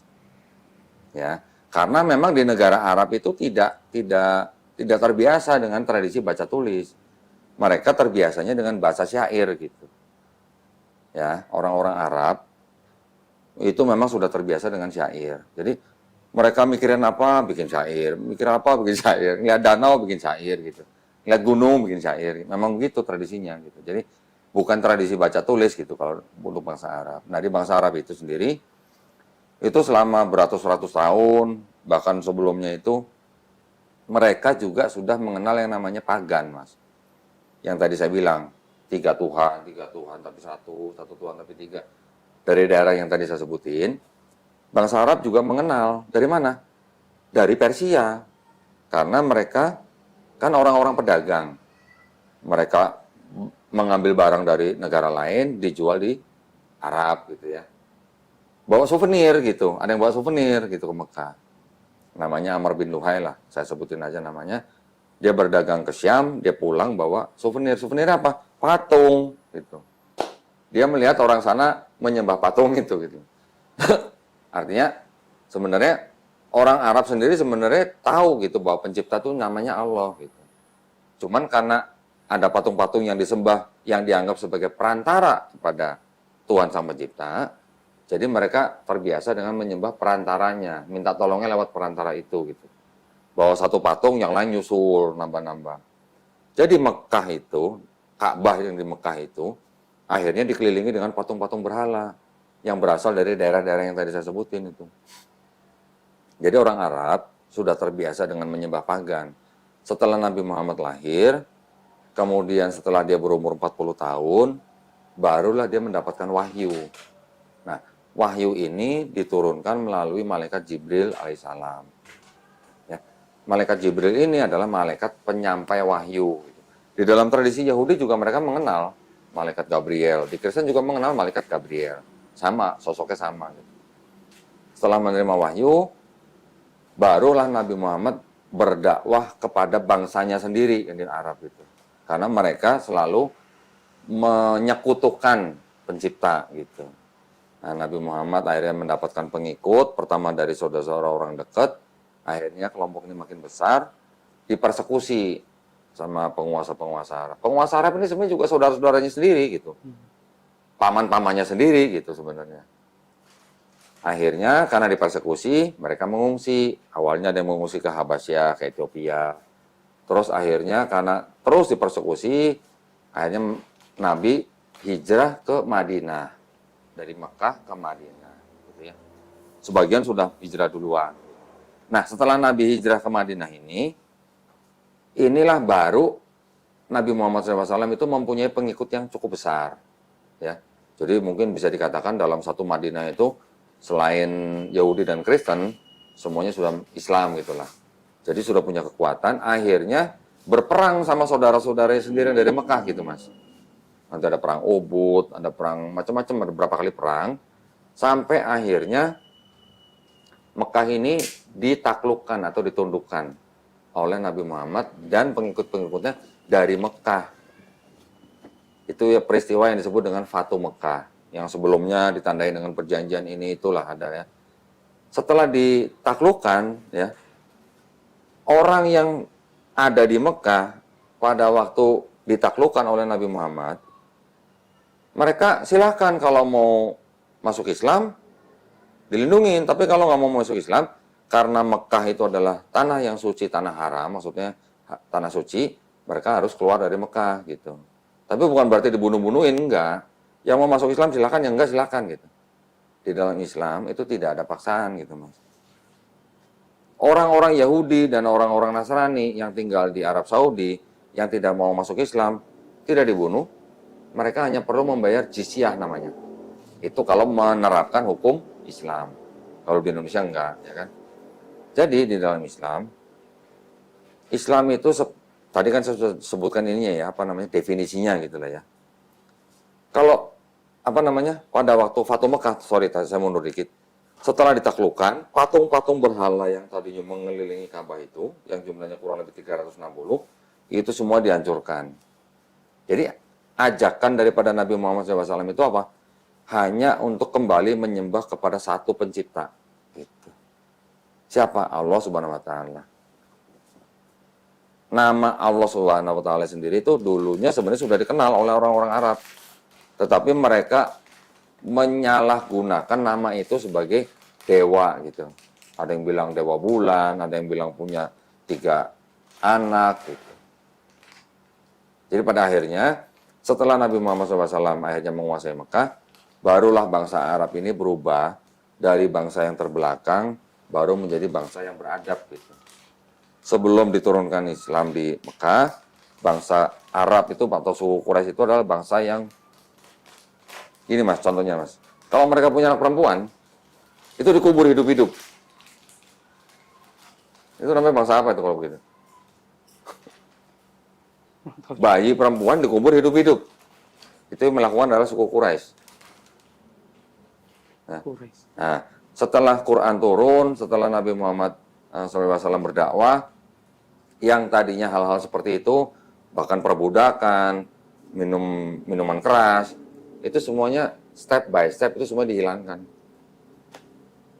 Semua dihilangkan. Jadi yang misalnya istri misalnya, sebelum ada Quran dan Sunnah, orang-orang Arab di situ bisa punya istri yang unlimited gitu. Berapa aja boleh gitu, nggak ada aturan. Setelah ada Islam, dibatasin maksimal 4 gitu. Gitu. Yang tadinya Homer itu ya, minuman keras itu udah terbiasa siapapun boleh minum, step by step dihilangkan. Karena ada orang yang habis minum Homer sholat gitu. Jadi dilarangnya dengan bertahap. Begitu juga dengan perbudakan. Perbudakan lama-lama juga dihapuskan dengan cara apa? Pernikahan, misalnya membayar denda. Akhirnya hilang perlahan gitu. Tapi Kristen gimana? Sampai abad 19 sampai abad 20 masih mempraktekkan perbudakan di Amerika sana. Ya kan? Islam ini yang membawa bangsa Arab dari masa yang disebut masa jahiliyah menjadi masa yang beradab. Beradab dan berakhlak gitu. Nah, Quran ini, apakah Quran ini karangan Nabi Muhammad? Kan banyak pertanyaan begitu kan. Apakah Quran ini tulisan Nabi Muhammad sendiri gitu, karangan gitu? Ternyata enggak. Kita bisa buktikan bagaimana caranya. Kita tahu lah ya, ilmu pengetahuan tahu ya. Ya kan? Di dalam Quran, ini kalau tradisi di dalam Islam kan, Quran itu adalah wahyu yang diturunkan Allah Subhanahu Wa Taala kepada Nabi Muhammad SAW melalui malaikat Jibril alaihissalam. Ya. Setelah diturunkan, di dalam Quran itu banyak ayat-ayat yang berhubungan dengan ilmu pengetahuan, Mas. Ya, contoh, kalau kita mendaki gunung, ya, pernah mendaki gunung? Pernah? Pernah. Kalau kita mendaki gunung makin tinggi, udaranya makin tipis atau makin tebal? Makin Udaranya. kuat. Kalau makin tinggi makin kuat kan, anginnya kencang. Anginnya, tapi oksigennya makin Semakin sedikit O2-nya. semakin sedikit. Berarti kalau makin tinggi kita ke atas, kita makin susah bernapas atau makin mudah bernapas? Asma yang Makin susah bernapas ya. Nah, di dalam Al-Quran sudah disebutkan di dalam surat Al-An'am ayat 125. Jika Allah mengendaki seseorang mendapatkan sebuah hidayah, Allah akan menjadikan dadanya lapang untuk menerima Islam. Tetapi kalau Allah mau membiarkan dia dalam kesesatan, Allah akan menjadikan dadanya sesak dan sempit seperti mendaki langit. Bayangin Mas, ini ayat turun di abad ke-7 ya. Sekarang kita abad ke-berapa nih? 21 kan? 21. Abad ke-7 sudah dikatakan bahwa kalau kita mendaki langit, dada kita kan sesak dan sempit. Kira-kira siapa yang ngajarin Nabi Muhammad? Kalau mendaki langit itu, dada kita kan sesak dan sempit gitu. Siapa yang ngajarin kira-kira? Padahal ilmuwan itu baru tahu di abad ke-17. Beda 1000 tahun tuh. Baru tahu bahwa makin tinggi kita ke atas, udara makin sempit, kita makin nggak bisa bernapas. Yang tahu namanya Pascal di tahun 1648. Jadi mungkin nggak itu karangan Nabi Muhammad SAW? Apakah Nabi pernah terbang, istilahnya naik gunung yang tingginya ribuan meter gitu sampai dadanya sempit? Sepertinya saya belum pernah baca gitu. Artinya di dalam ayat itu nggak mungkin karangan manusia pada zaman itu gitu. Karena pada zaman itu orang tidak ada yang mendaki langit sampai ribuan meter gitu. Kok baru ketawanya sekarang gitu? Pernah dengar Big Bang, Mas? Pernah dengar? Teori penciptaan alam semesta. Di dalam Quran udah disebutin, Mas. Pada mulanya kami menciptakan langit dan bumi bersatu, kemudian kita pisahkan. Siapa yang ngajarin Nabi Muhammad teori Big Bang? Abad 7 tuh, Mas. Abad 7 tuh. Big Bang kapan dikeluarkan oleh ilmuwan? Baru 50 tahun yang lalu. Ya kan? Ini adalah kita mau pakai standar gitu. Kan pertanyaan kita, apakah mungkin Al-Quran ini dikarang oleh seorang manusia gitu? Ya kan? Quran diturunkan di abad ke-7, sedangkan kita baru tahu ada teori Big Bang itu baru 50 tahun yang lalu. Dari mana ceritanya orang yang tidak bisa baca tulis, yang hidup di abad ke-7, kok bisa tahu alam semesta ini diciptakan dulunya satu, kemudian dipisahkan?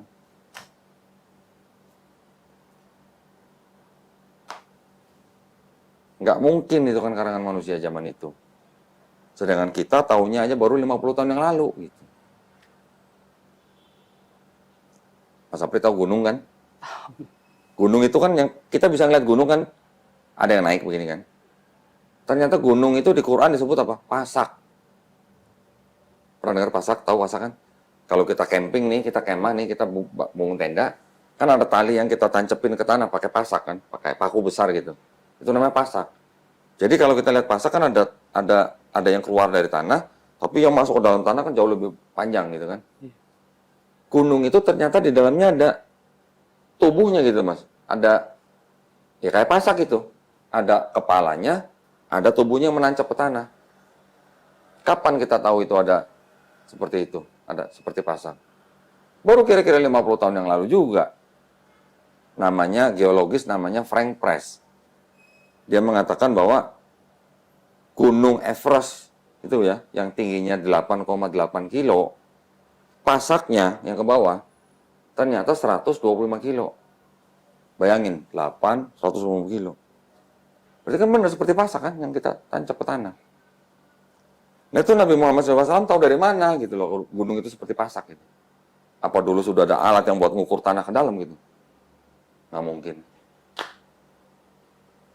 Itu bukti gitu bahwa nggak mungkin Quran diciptakan oleh atau dikarang oleh manusia pada zaman itu. Gitu.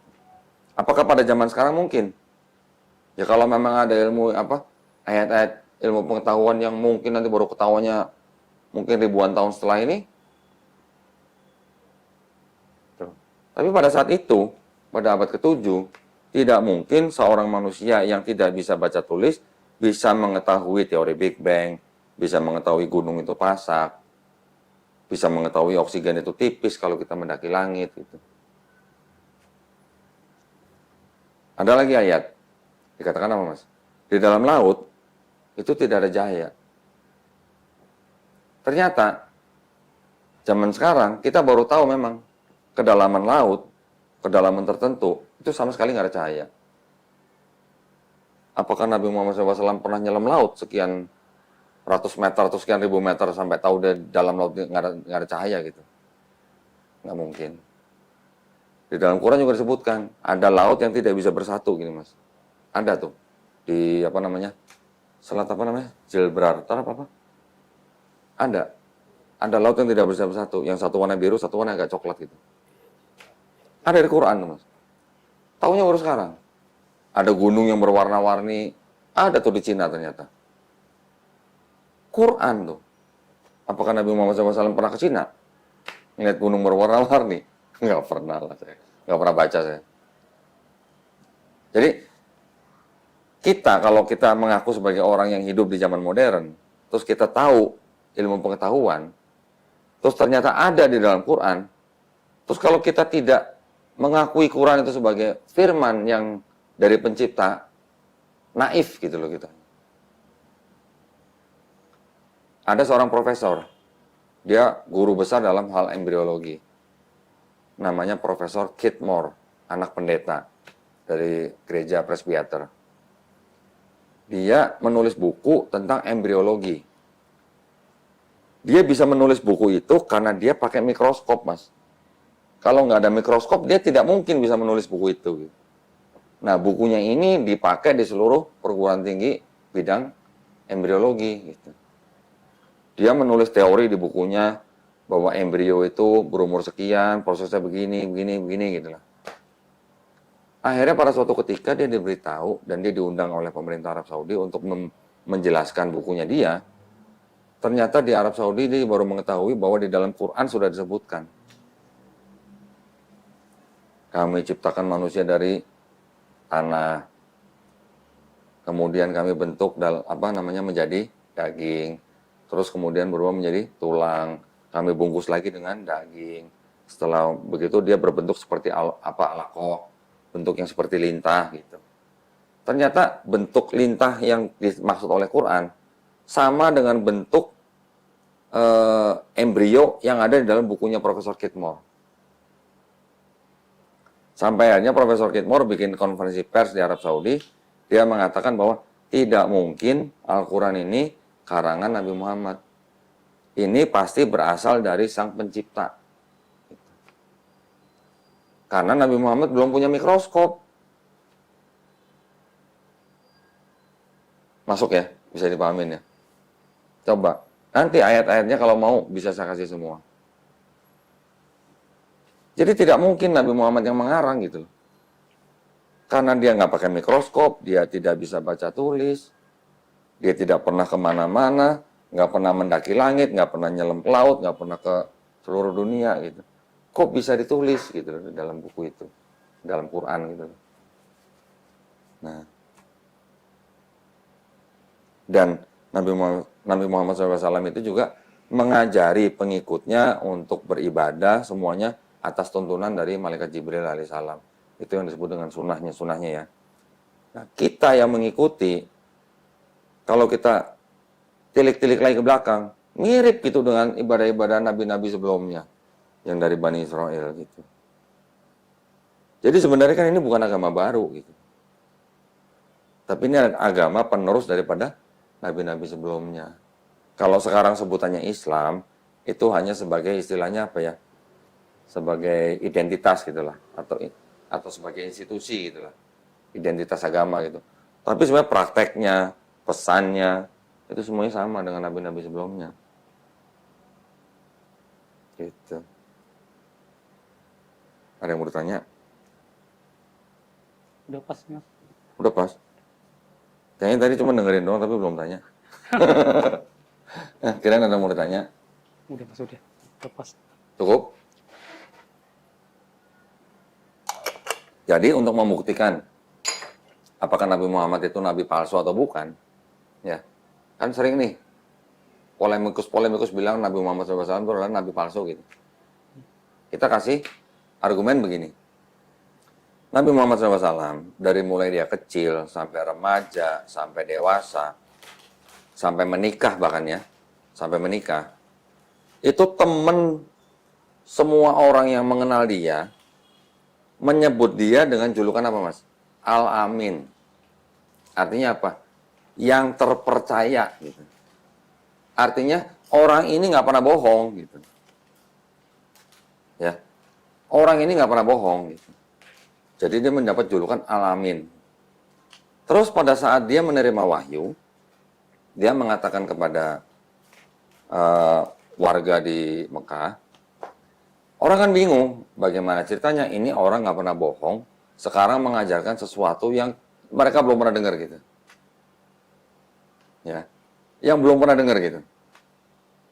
Otomatis ada yang menerima, ada yang menolak kan. Tapi yang menolak ini kan juga pasti ragu-ragu gitu loh. Ini orang nggak pernah bohong gitu loh. Kok sekarang bisa memberikan pesan yang sama sekali baru buat mereka gitu. Nah, sekarang kalau memang benar Nabi Muhammad SAW nabi palsu, apakah dia pernah berbohong? Tidak pernah berbohong. Kalau dia pernah berbohong, dia tidak mungkin mendapatkan gelar Al-Amin. Gitu. Dan dia pernah dibawa oleh pamannya berdagang, ya. Di perjalanan mereka berhenti di sebuah gereja, ada pendeta yang keluar namanya pendeta Buhairo. Ngomong sama pamannya, itu siapa gitu. Itu keponakanku gitu. Bawa pulang. Kenapa? Itu anak nabi yang dinubuatkan di dalam Taurat gitu katanya. Pendeta itu tahu karena dia baca, ada tanda-tandanya gitu. Dan pendeta itu melihat bahwa setiap rombongan itu berjalan, itu ditutupin dengan awan. Itu pendeta tuh. Namanya pendeta Buhaira. Suruh pulang. Kenapa? Kalau dia sampai pergi ke negeri Syam, di sana banyak orang-orang yang membunuh nabi gitu. Maka disuruh pulang. Jadi dari kecil memang Nabi Muhammad SAW itu sudah sudah menjadi orang kesayangan gitu. Dari pamannya juga kesayangan, dari teman-temannya, dari saudaranya semua sampai dia mendapatkan gelar Al-Amin. Gitu. Banyak tuduhan-tuduhan dari orang-orang yang membenci Islam dengan sebutan nabi palsu dan segala macam, itu semuanya mudah dijawab. Gitu, Mas. Mulai dari kecil udah dipercaya gitu. Sudah. Dia dari kecil sebelum lahir ayahnya udah meninggal, ya. Kemudian dia masih kecil ibunya juga meninggal. Jadi dia dibesarkan oleh pamannya. Nanti Mas boleh baca. Ini di sini ada Sirah Nabawiyah. Nanti Mas yang mau baca silahkan. Bagaimana kita percaya cerita-cerita itu benar? Bedanya gini Mas. Kalau di dalam Islam itu ada yang namanya tradisi sanad dan perawi. Sanad itu artinya jalur, chain of narration namanya. Jalur cerita ini diceritakan oleh siapa, sampai kepada Rasulullah gitu. Ya, jalur ini nggak boleh ada yang cacat. Ada satu periwayat yang cacat, gugur statusnya, turun statusnya. Ya, jadi kalau apa namanya? Status yang paling tinggi itu namanya sohi. Sohi itu artinya benar, otentik gitu. Kalau ada pencerita atau periwayat yang pernah bohong, pernah nggak benar, itu riwayat itu akan turun derajatnya menjadi hasan. Hasan itu masih bagus, tapi masih tidak otentik banget lah. Nanti kalau ada periwayat yang nggak benar lagi, turun lagi menjadi doif, turun lagi menjadi maudhu. Kalau di Bible, ada nggak bahwa cerita-cerita itu benar berasal dari Yesus gitu? Penulisnya siapa aja nggak tahu gitu. Itu bedanya, Mas.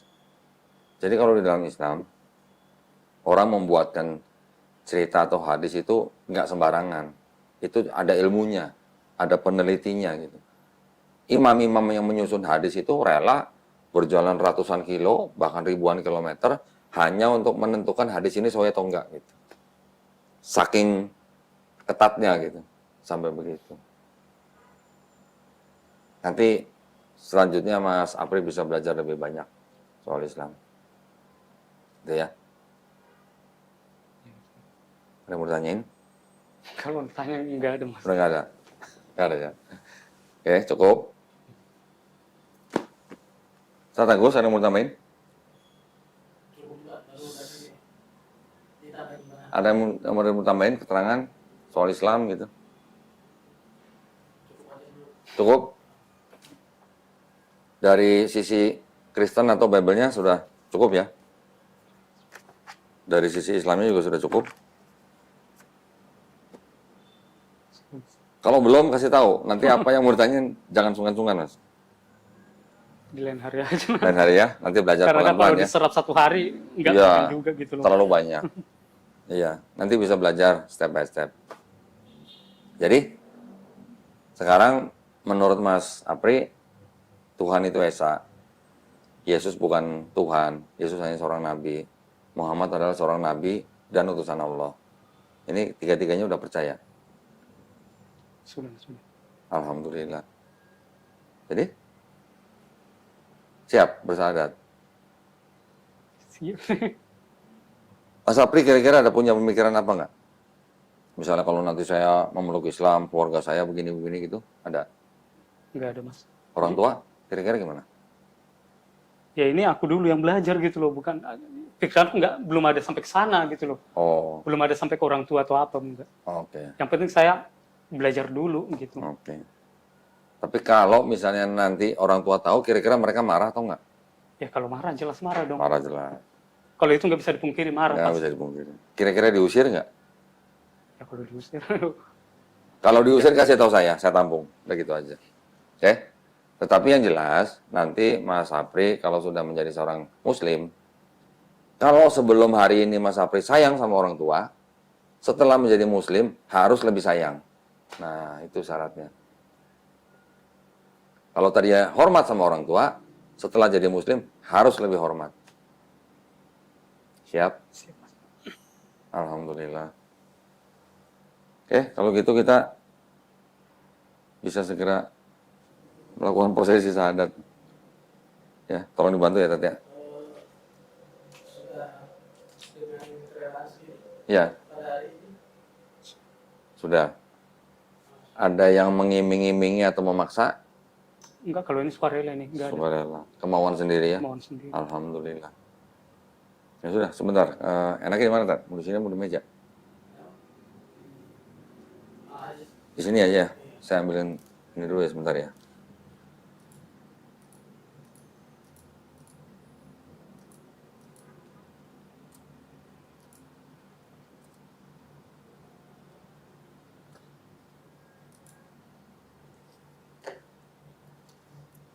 Pertanyaan berapa tadi?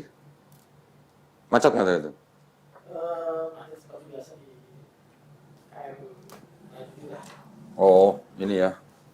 Rest area. Yang dekat rest area itu ya?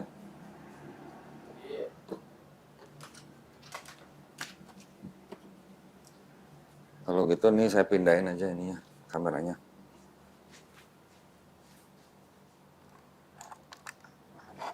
Saya pindahin ke sini.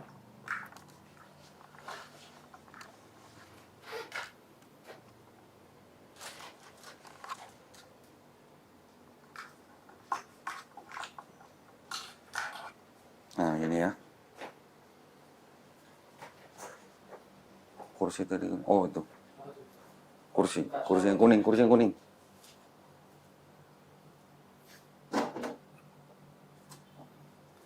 Mas Apri duduk sini. Sebentar ya.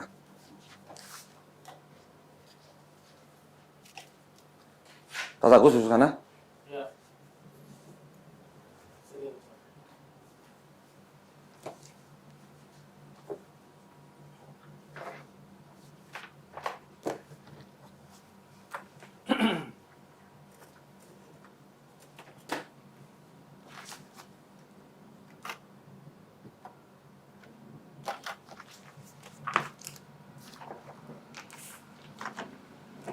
Baik, kita Bismillah ya, kita akan melakukan prosesi pensyahadatan saudara Apri ya. Oh ya, boleh pinjam KTP-nya. Nanti untuk dibuatin sertifikat. Ini langsung kan sertifikatnya. Udah pada pulang, nanti gampang nanti dikirim bisa.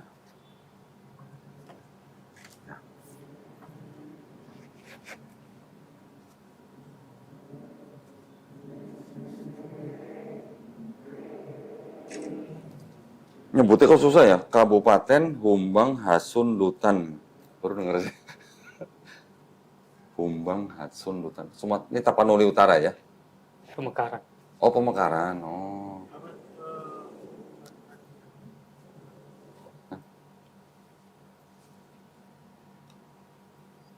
Padumaan volume. Kabupaten Humbang Hasundutan, Sumatera Utara. Baik, ya kita mulai ya. Bismillah. Di hadapan saya sekarang ada saudara Mukhtar Pandiangan dengan panggilan Apri ya. Oke. Menyatakan keinginannya untuk memeluk agama Islam. Ya. Sebelumnya Mas Apri ini beragama Kristen ya, betul ya? Kristen ya. Oke. Nah, alhamdulillah tadi sudah kita sharing-sharing ya. Alhamdulillah Mas Apri sekarang menyatakan diri untuk memeluk agama Islam dengan kemauan sendiri ya, betul? Ya, Mas. Tidak ada paksaan ya? Enggak ada. Oke. Tadi saya berpesan kalau nanti Mas Apri sudah bersyahadat, kalau sebelumnya sayang dan hormat sama orang tua, harus lebih sayang dan hormat ya nanti ya kalau udah jadi muslim ya. Baik kalau gitu. Nah, Mas Apri kutip kata-kata saya dalam bahasa Arab, juga nanti dalam terjemahannya ya. Kita berjabat tangan. Asyhadu Asyhadu alla Allah ilaha ilaha illallah illallah wa asyhadu wa asyhadu anna anna Muhammadan Muhammadan Rasulullah. Rasulullah. Aku bersaksi Aku bersaksi tiada Tuhan tiada Tuhan selain Allah, selain Allah, dan aku bersaksi dan aku bersaksi Nabi Muhammad Nabi Muhammad adalah utusan Allah. adalah utusan Allah. Alhamdulillah. Alhamdulillah. Selamat ya Mas ya. Nanti mudah-mudahan kita bisa bantu apa saja misalnya dalam hal akidah atau apa, jangan sungkan-sungkan. Alhamdulillah. Nah, ini ada buku penuntun sholat ya. Di dalamnya ada sejumlah uang. Ini adalah zakat yang memang khusus untuk mu'alaf. Mu'alaf adalah salah satu dari 8 asnaf yang berhak menerima zakat. Mohon diterima dengan baik. Nanti Mas Apri setelah pulang dari sini mandi junub ya, mandi hadas besar gitu ya. Iya. Setelah itu baru mempelajari ini, bertahap aja step by step. Ya, nggak perlu terburu-buru. Sebisa mungkin melaksanakan sholat awal-awal menjadi makmum dulu ya. Dengan temannya atau di masjid, usahakan di masjid gitu. Oke. Dan perlu saya berikan pemahaman bahwa di dalam Islam itu setiap bayi Mas ya, yang lahir itu sebenarnya fitrahnya muslim. Kan tadi saya sudah jelaskan, muslim artinya orang yang berislam atau berserah diri kepada sang pencipta ya. Jadi setiap bayi yang lahir itu sebenarnya nature-nya atau sifatnya atau fitrahnya itu adalah Muslim. Dia menjadi Kristen, menjadi Yahudi, atau menjadi Majusi, atau menjadi apapun karena orang tuanya, biasanya gitu ya. Namun pada saat dia sudah mendengar tentang Islam, mengenal Islam, dan akhirnya menerima Islam, ya, atau memeluk Islam, sebenarnya dia tuh bukan pindah agama, tapi itu dia kembali kepada fitrahnya, Mas. Kembali menjadi manusia yang berserah diri hanya kepada satu pencipta, gitu ya. Dan alhamdulillahnya di dalam Islam kita juga memahami bahwa setiap orang yang masuk Islam atau memeluk Islam, insya Allah dosanya dihapuskan, Mas. Ya, dosa-dosa yang dulu Mas April lakukan semenjak akil balik sampai hari ini insya Allah dihapuskan. Tapi dengan catatan nanti Mas April harus menjalankan Islamnya dengan baik. Ya, dan alhamdulillahnya lagi segala kebaikan yang Mas April dulu pernah lakukan semenjak akil balik sampai sekarang, insya Allah tidak dihapus, tetap dicatat sebagai amal kebaikan. Ya, jadi alhamdulillah pada hari ini kita sudah mendapatkan saudara baru, ya, saudara dalam iman. Setiap Muslim adalah bersaudara, Mas.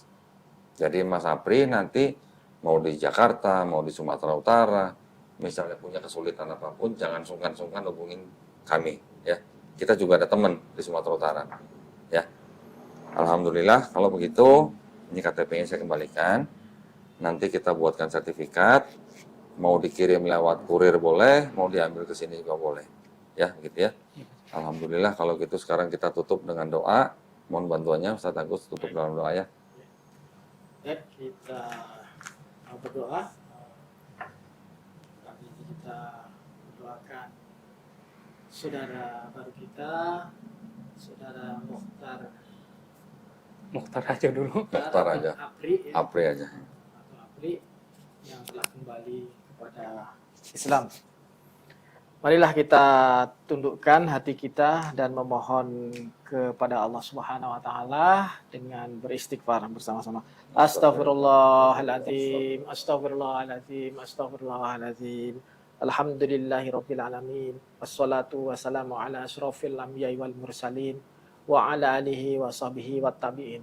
Allahumma ighfir lana wa li masyayikhina wa li jami'il muslimin wal muslimat wal mu'minin wal mu'minat al ahya'i minhum wal amwat. Allahumma antas salam wa minkas salam tabarakta ya dzal jalali wal ikram. Rabbana ighfir lana wa li ikhwanina alladziina sabaquna bil iman wa la taj'al fi qulubina ghillan lil ladzina amanu rabbana innaka ra'ufur rahim. Rabbana afriq alaina sabran wa tafana ma'as solihin. Rabbana hab lana min azwajina wa dzurriyyatina qurrata ayun waj'alna lil muttaqina imama. Allahumma inni a'udzubika minal hammi wal hazan wa a'udzubika minal ajzi wal kasal wa a'udzubika minal jubni wal buhal wa a'udzubika min ghalabati dani wa qahri rijal. Rabbi firli wali walidayya warhamhuma kama rabbayani shaghira. Ya Allah yang Maha Pengampun, ampunilah dosa-dosa kami. Ampunilah dosa-dosa kami baik yang disengaja maupun yang tidak disengaja. Ya Allah yang Maha Pembimbing, bimbinglah setiap langkah kami dari dalam mengarungi kehidupan ini. Ya Allah, ya Tuhan kami, pada hari ini kami telah menerima kembalinya saudara kami, saudara Mukhtar atau saudara Apri yang telah kembali kepada Islam, agama fitrah. Ya Allah, jadikanlah Islam sebagai penunjuk yang selalu memberi petunjuk kepadanya. Ya Allah yang Maha Rahmat, rahmatilah cahaya, penuhilah cahaya dan juga keimanan kami ini. Ya Allah, matikanlah kami dalam keimanan yang terbaik yang kami miliki. Rabbana zalamna anfusana wa illam taghfir lana wa tarhamna lanakunanna minal khasirin. Rabbana atina fid dunya hasanah wa fil akhirati hasanah wa qina adzabannar. Subhana rabbika rabbil izzati amma yasifun wa salamun alal mursalin walhamdulillahi rabbil alamin. Alhamdulillah. Sekali lagi selamat ya.